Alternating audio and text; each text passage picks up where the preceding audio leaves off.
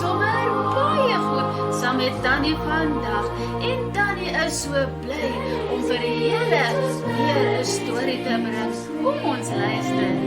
Hi liewe maatjies, Tannie is vandag terug om vir julle verder te vertel van Moses. Julle kan nog onthou hoe Tannie vir julle vertel het hoe die Here vir Moses en die Israeliete gebring het uit Egipte uit en hoe die Egiptenaars en Farao in die Rooi See verdrink het. Maar die Here het vir Moses en die Israeliete deurgebring deur die See. Tannie wil julle nou verder vertel. Toe die Israeliete en Moses deur die Rooi See is, het hulle in 'n woestyn aangekom. In die woestyn het die hele volk hulle teenoor Moses en Aaron begin verset en gesê, as ons maar liewer in Egipte omgekom het, deur die hand van die Here terwyl ons by die vleispotte kon sit en oorgenoeg kos kon hê om te eet.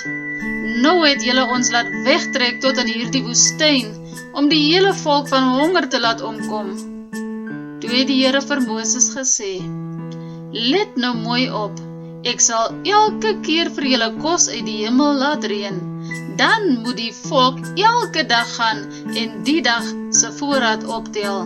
So sal ek toets of hulle my opdrag wil nakom of nie. Toe sê Moses en Aaron vir die Israeliete, vanaand sal julle besef dat dit die Here is wat julle uit Egipte bevry het, en môreoggend sal julle sien hoe magtig die Here is. Hy het gehoor dat julle teen hom verset, dat die julle teen ons verset is niks nie.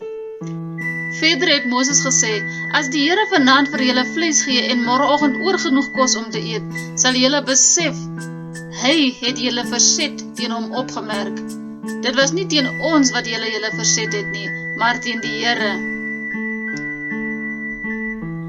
Nadat Aaron dit vir hulle gesê het, kyk die Israeliete na die woestynse kant toe, en toe word die magtige teenwoordigheid van die Here sigbaar in die wolk. Die Here sê toe vir Moses, ek het die verset van die Israeliete opgemerk, sê vir hulle, teen skemeraand sal julle vleis eet, en teen môreoggend sal julle oorgenoeg kos hê, sodat julle kan besef, dat ek die Here julle God is. Teen die aandse kant het daar kwartels aangevlieg gekom, en hulle het die hele kamp volgesit. Maatjies, julle weet wat is kwartels, dit is voëls. Die volgende oggend was daar 'n wolk rondom die kamp, en toe die wolk wegtrek, was die woestyn oortrek met fyn vlokkies. Toe die Israeliete dit sien, sê hulle vir mekaar, wat is dit die? Want hulle het nie geweet wat dit is nie. Toe sê Moses vir hulle, dit is die brood wat die Here vir julle gee om te eet. Die Here het beveel, gaan maak dit bymekaar, volgens elke gesin se behoefte. Die Israeliete het die kos manna genoem. Dit was wit soos koriandersaad en het soos heuningkoek gesmaak.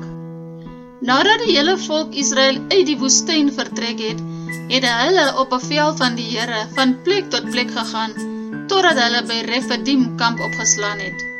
Maar daar was geen water vir die volk om te drink nie. Toe het die volk met Moses begin stry en gesê, gee jy vir ons water om te drink?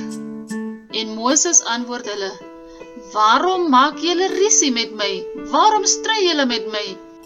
Maar die volk was dors en hulle het vir Moses verwyd.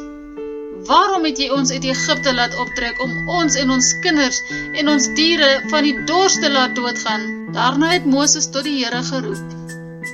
Wat moet ek met hierdie volk aanvang? Net nou gooi hulle my met klippe dood, sê Moses vir die Here.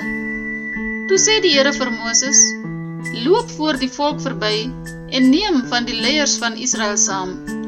Vat ook die kierie waarmee jy op die Nyl se water geslaan het en stap vooruit.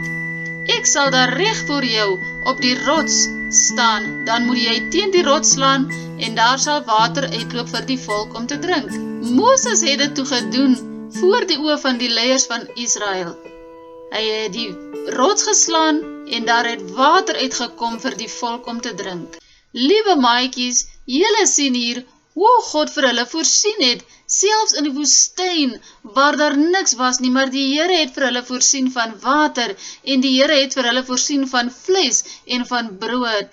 So maatjies, moet julle altyd op die Here vertrou, as daar nie iets is om te eet in die huis nie. Bid tot die Here, en hy sal voorsien, maatjies. Hy sal vir julle voorsien, want hy is lief vir ons, maatjies. En julle moet onthou, dat Tannie is lief vir julle, maar Jesus Christus is baie meer lief vir julle. Julle moet soet wees en mooi bly tot die volgende keer. Bye!